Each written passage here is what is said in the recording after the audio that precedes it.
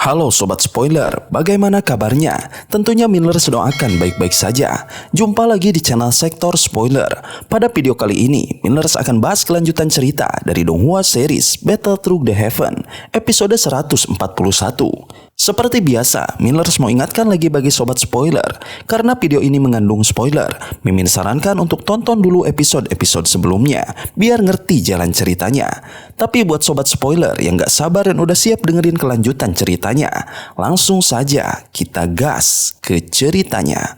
Kekecewaan melanda suku Ponik Iblis Langit saat mereka hanya bisa menyaksikan Xiaoyan dan kelompoknya menghilang ke dalam celah spasial, membawa serta buah asal naga Ponix. Meskipun marah dan kecewa, Wang Xuan dan anggota suku lainnya tidak berani bertindak gegabah karena kekuatan Xiaoyan terlalu besar untuk mereka hadapi. Mereka hanya bisa menerima kenyataan pahit bahwa kesempatan emas mereka telah lenyap begitu saja. Di tempat lain, di sebuah puncak gunung, celah spasial terbuka dan Xiaoyan bersama kelompoknya muncul dengan selamat. Setelah memastikan semuanya baik-baik saja, Xiaoyan mengucapkan terima kasih kepada He King dari suku naga Void kuno. He King dengan tulus menyatakan bahwa sukunya berhutang budi kepada Xiaoyan karena telah menjaga Xian selama ini. Namun, pertemuan ini harus segera berakhir karena Xian harus kembali ke sukunya untuk menjalani warisan yang akan memperkuatnya. Meskipun berat hati, Xian akhirnya menerima nasibnya dan pergi bersama He King melalui celah spasial. Kepergiannya meninggalkan suasana hening dalam kelompok Xiaoyan yang sudah terbiasa dengan keceriaan gadis itu. Namun, tidak ada waktu untuk meratapi perpisahan. Xiaoyan segera mengalihkan fokusnya pada hasil misi mereka. Buah bayi jiwa kini berada di tangannya, membawa harapan baru untuk menyembuhkan jiwa gurunya. Selain itu, mereka juga mendapatkan binatang pil dengan potensi luar biasa, serta 3 tulang rusuk dari kerangka Douseng yang berisi keterampilan Dou kelas Tian yang sangat berharga. Namun, keberhasilan ini bukan tanpa konsekuensi. Xiaoyan dan kelompoknya telah menyinggung suku Ponik Iblis Langit dan suku Piton 9 Tanah Dalam yang tenang, 2 kekuatan besar yang berbahaya. Menyadari resiko yang mengintai, mereka segera pergi dari wilayah tersebut, menempuh perjalanan tanpa henti demi keselamatan. Setelah mencapai tempat yang lebih aman, Xiaoyan mengirimkan pesan kepada Mu King Luan dan kelompok lain untuk memberitahu bahwa misi mereka telah sukses. Sementara itu, di Paviliun Bintang Jatuh, Yao Lao, guru Xiaoyan, duduk di puncak gunung dengan tubuh yang tampak ilusi namun memancarkan tekanan spiritual yang kuat. Bersama Feng Zunzi, ia menerima kabar bahwa beberapa ahli lama bersedia bergabung dengan Paviliun Bintang Jatuh jika ia berhasil memulihkan kekuatannya. Saat percakapan berlangsung, Yao Lao tiba-tiba menatap langit lalu tersenyum. Celah spasial terbuka dan sosok yang dinantikan pun muncul. Xiaoyan dan kelompoknya telah kembali. Dengan keberhasilan misi ini, harapan besar yang ia gantungkan pada muridnya semakin nyata, membawa Paviliun Bintang Jatuh menuju kejayaan. Xiaoyan mendarat di puncak gunung dan langsung melihat Yao Lao yang duduk tenang di atas batu besar. Dengan bangga, ia memberitahu gurunya bahwa misinya berhasil. Feng Zunzi yang ada di sampingnya hanya bisa menghela nafas dan mengacungkan jempol sebagai tanda penghargaan. Yao Lao tersenyum dan memastikan keadaan muridnya. Lalu percakapan mereka beralih ke ancaman aula jiwa yang terus menjadi penghalang. Namun, Xiaoyan datang membawa kejutan. Ia mengeluarkan buah bayi jiwa kelas emas yang bersinar terang. Melihat buah langka itu, mata Yao Lao memancarkan kegembiraan. Energi spiritualnya yang telah lama terkuras akhirnya bisa pulih, memberi harapan untuk mengembalikan kekuatannya. Xiaoyan menyarankan agar Yao Lao segera memasuki masa retreat. Namun sebelum itu, Yao Lao tiba-tiba bertanya sesuatu yang membuat Xiaoyan terdiam. Apakah ia merindukan ayahnya? Pertanyaan itu menyentak hatinya. Kenangan tentang Xiaoyan yang selalu mendukungnya sejak kecil kembali menghantuinya. Hingga kini, sang ayah masih menjadi tawanan aula jiwa dan Xiaoyan bertekad untuk membebaskannya. Yao Lao meyakinkan bahwa ia akan selalu mendukung Xiaoyan, bahkan jika harus mengorbankan nyawanya. Kata-kata itu memberi kekuatan bagi Xiaoyan yang semakin mantap dalam misinya. Namun, jalan yang harus ditempuh tidaklah mudah. Aula jiwa memiliki tempat rahasia bernama alam jiwa. Sebuah dimensi yang bahkan para ahli dari dataran tengah pun tidak banyak mengetahuinya. Jika ayahnya benar-benar dikurung di sana, maka perjalanan penyelamatannya akan menjadi lebih sulit dari yang ia bayangkan. Setelah percakapan itu, Yaolou mulai masa retreatnya, sementara Xiaoyan dan kelompoknya beristirahat sejenak.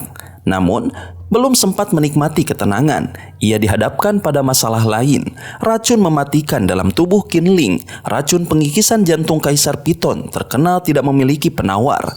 Tapi Xiaoyan tidak menyerah. Setelah mempelajari berbagai teks pengobatan, ia menemukan cara untuk menetralkannya. Ia pun menyiapkan kolam obat khusus di dalam sebuah gua gunung dan meminta Qinling untuk berendam di dalamnya. Saat Qinling masuk ke kolam, energi obat mulai bekerja, tetapi sesuatu yang aneh terjadi. Tiba-tiba, tato berbentuk ular berkepala 9 muncul di punggungnya. Saat Xiaoyan menatapnya lebih dekat, salah satu mata ular itu terbuka, memancarkan gelombang energi brutal yang hampir mengguncang pikirannya. Ia dengan cepat mengalihkan pandangan dan menarik nafas dalam untuk menenangkan diri. Setelah beberapa saat, kesadarannya kembali dan ia menyadari bahwa tato itu bukan sekedar tanda biasa. Ada misteri besar yang tersembunyi dalam tubuh Qinling, sebuah rahasia yang mungkin jauh lebih berbahaya dari yang ia duga. Setelah perasaan brutal yang sempat menguasai hatinya perlahan memudar, ia mencoba mengamati tato ular berkepala 9 di punggung Qinling dengan lebih hati-hati, memastikan dirinya tidak terpengaruh oleh energi misteriusnya. Dalam kabut hangat yang menyelimuti kolam obat, tato itu terlihat semakin jelas, namun tetap menyimpan banyak misteri yang belum bisa ia pecahkan. Meski diliputi rasa penasaran, Xiaoyan fokus pada tujuan utamanya, menyembuhkan Qinling. Ia menuangkan cairan merah ke dalam kolam dan memulai proses pemurnian racun di tubuh gadis itu. Selama 4 hari penuh, ia bekerja tanpa lelah, mencampurkan beberapa ramuan obat ke dalam air hingga kabut tebal menyelimuti tempat itu. Lambat laun, kondisi Qinling mulai membaik, dan uap hitam yang dulu menyelimuti alisnya perlahan menghilang. Namun, satu hal yang mengusik pikirannya, tato ular itu semakin jelas, bahkan matanya mulai terbuka sedikit demi sedikit. Waktu berlalu, dan setelah 7 hari dalam ketegangan, air kolam tiba-tiba bergejolak hebat. Xiaoyan bersiaga untuk sebuah sosok yang muncul dari balik kabut. Gadis kecil yang dulu ia kenal kini telah tumbuh menjadi seseorang yang lebih anggun dan memikat. Namun sebelum ia bisa bereaksi lebih jauh, seluruh gua bergetar hebat. Dari dalam air, seekor ular raksasa berkepala 9 muncul dengan mata merah menyala dan memancarkan aura mematikan. Tekanan luar biasa memenuhi ruangan, membuat Xiaoyan membeku sejenak. Tanpa ragu, ia berteriak memanggil Qinling. Suaranya menggema dan seketika mata-mata merah ular itu mulai kehilangan cahaya mengerikannya, berubah menjadi hijau zamrud yang lebih lembut. Dalam hitungan detik, tubuh besar ular itu menyusut dan kembali menjadi Qinling yang jatuh dari udara. Dengan sigap, Xiaoyan menangkapnya sebelum tubuhnya menyentuh tanah. Gadis itu tampak kebingungan, dan saat matanya bertemu dengan Xiaoyan dalam jarak dekat, wajahnya langsung memerah. Setelah menenangkan diri, Qinling akhirnya menjelaskan bahwa makhluk yang muncul tadi adalah jiwa ular surga kuno, leluhur binatang ajaib ular yang memiliki kekuatan luar biasa. Ia tanpa sengaja membangkitkan roh makhluk itu saat menemukan sisa kerangkanya di pegunungan kuno. Mendengar hal itu, Xiaoyan terkejut.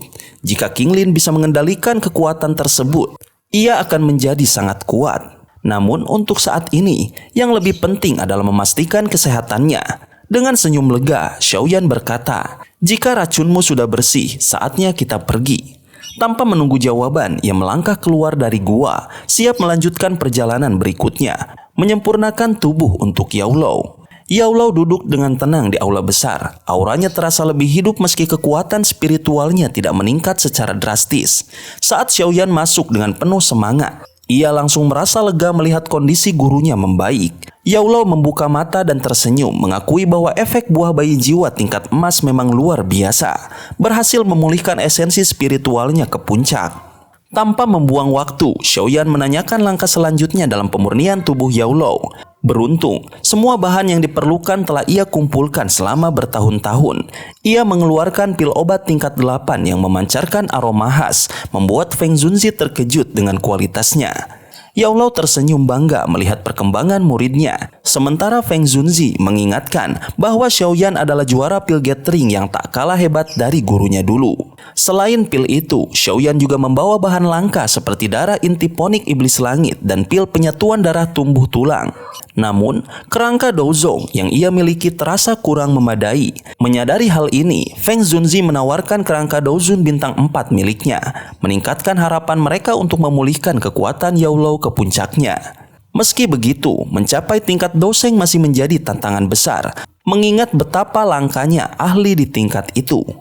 Mereka sepakat untuk memulai pemurnian tubuh keesokan harinya agar pavilion bintang jatuh siap menghadapi kemungkinan serangan aula jiwa.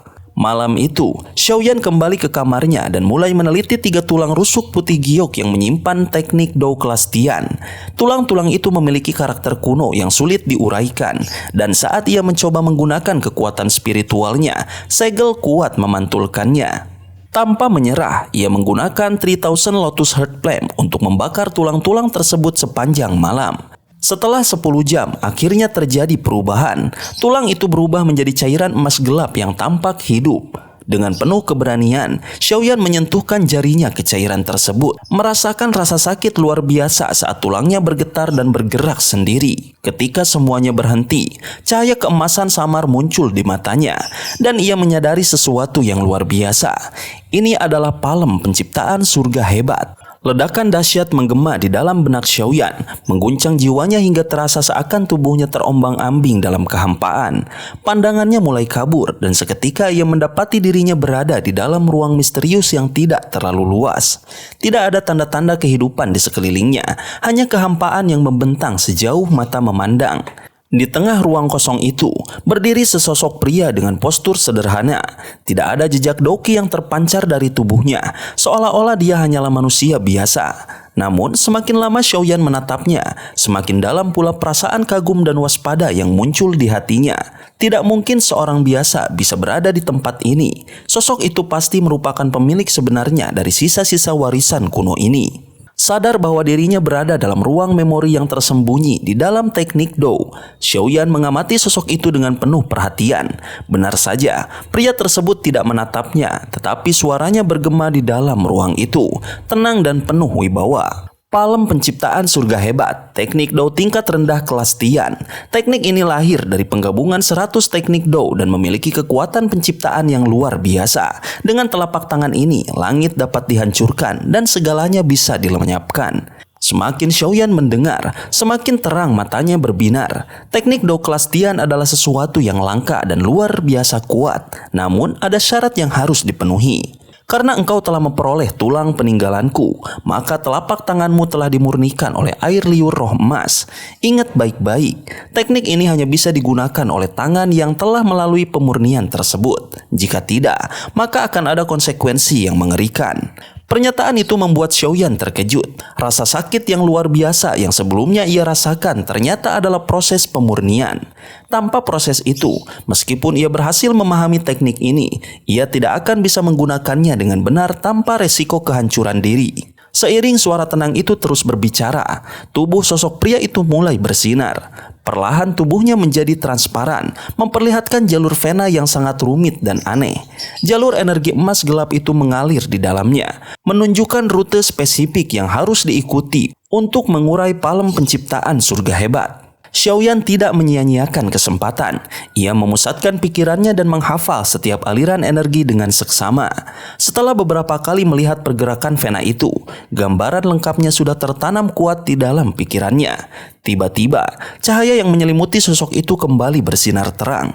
Dengan gerakan tangan, ia mengayunkan tangannya ke ruang kosong, dan dalam sekejap, energi mengerikan menyebar seperti badai. Ruang di sekitarnya bergetar hebat, seperti kaca yang dihancurkan oleh kekuatan yang tak terlihat. Di saat itu, suara tenang kembali menggema di benaknya. Orang yang ditakdirkan, ingat nama ini, Sain Zhouhua. Sosok pria itu kemudian perlahan memudar, lenyap dalam pusaran energi hitam yang terus membesar. Xiaoyan menundukkan kepalanya dengan hormat sebelum akhirnya membiarkan kekuatan itu menghancurkan tubuhnya dan mengembalikannya ke dunia nyata. Ketika matanya terbuka kembali, ia masih berada di dalam kamarnya. Tarikan nafas panjang ia hembuskan, seakan melepaskan sisa tekanan yang tadi ia alami. Tangan kanannya tampak sedikit berbeda, bersinar dengan cahaya keemasan gelap yang menyerupai logam. Saat ia meneliti lebih dalam ke dalam tubuhnya, ia menyadari bahwa beberapa pembuluh darah tersembunyi di tangannya telah terbuka, membentuk jalur unik yang sangat penting bagi teknik Dou ini. Jalur ini berperan sebagai kunci untuk menyalurkan energi dengan benar. Tanpa pemurnian sebelumnya, teknik ini hanya akan mengumpulkan energi tanpa bisa melepaskannya, beresiko menghancurkan tubuh penggunanya sendiri. Xiaoyan akhirnya memahami mengapa pemurnian itu begitu penting. Teknik ini tidak hanya mengandalkan kekuatan semata, tetapi juga menuntut keseimbangan sempurna dalam penyaluran energi. Penasaran dengan kemampuannya, ia segera mencoba mengaktifkan teknik ini. Dengan hati-hati, ia mulai mengedarkan Dou Qi di dalam tubuhnya, mengikuti jalur energi yang telah ia hafalkan sebelumnya. Awalnya, pergerakan energi terasa kaku dan sulit dikendalikan. Tetapi setelah beberapa kali percobaan dan kegagalan, ia mulai terbiasa. Dou Qi yang mengalir di dalam tubuhnya tiba-tiba tersedot menuju tangan kanannya dengan kecepatan luar biasa. Cahaya keemasan gelap semakin bersinar terang dan kemudian seberkas cahaya hitam muncul di tengahnya. Seiring dengan itu, sebuah kekuatan hisap mengerikan terbentuk, menyedot segala energi di sekitarnya. Xiaoyan terkejut, teknik ini menguras Dou Qi dengan kecepatan yang sangat tinggi. Bahkan dengan kekuatan sebesar dirinya, ia merasakan energi dalam tubuhnya terkuras dalam waktu singkat. Ketika cahaya hitam semakin membesar, Xiaoyan tersadar akan bahayanya. Jika teknik ini dilepaskan di dalam kamar, kemungkinan besar seluruh area pavilion bintang jatuh akan terkena dampaknya. Dengan cepat, ia menghentikan aliran Dou Qi, menggenggam erat telapak tangannya, dan cahaya hitam perlahan menghilang, kembali menjadi energi yang mengalir ke dalam tubuhnya. Mengusap keringat dingin di dahinya, Xiaoyan menatap tangan kanannya dengan penuh keterkejutan dan kekaguman. Teknik Dou kelas Tian ini benar-benar luar biasa. Selain memiliki kekuatan destruktif yang menakutkan, teknik ini juga memiliki mekanisme perlindungan yang sangat unik. Senyum tipis muncul di wajahnya. Kini, ia telah memperoleh senjata baru yang dapat mengubah jalannya pertempuran di masa depan. Dengan telapak penciptaan surga agung di tangannya, ia tak sabar untuk melihat reaksi musuh-musuhnya, terutama Zai King yang pasti akan terkejut ketika melihat teknik ini digunakan. Dengan semangat yang menyala-nyala, Xiaoyan mengepalkan tangan kanannya. Di dalam matanya yang hitam pekat, kilatan penuh tekad berpendar. Teknik ini bukan sekedar hadiah dari Saint Zhao Hua, tetapi juga simbol kekuatan baru yang akan ia gunakan untuk menuntaskan dendam dan mencapai puncak kekuatan. Sebuah era baru telah dimulai dan Xiaoyan siap untuk menghadapinya. Sobat spoiler, itulah spoiler dari Donghua series Battle Through the Heaven episode 141. Tentunya spoiler ini tidak akan sama persis dengan episode sesungguhnya. Maka dari itu, jika ada kesalahan dalam kata ataupun istilah, serta kekurangan atau kelebihan durasi, harap dimaklumi. Dan jangan lupa untuk mendukung channel ini terus berkembang dengan cara like, share, dan subscribe, supaya kalian gak ketinggalan update terbaru dari channel ini. Terima kasih banyak udah nonton video ini sampai akhir Sobat Spoiler. Kritik dan saran positifnya silahkan di komentar. Sampai ketemu lagi di video berikutnya. Tetap semangat dan sampai jumpa.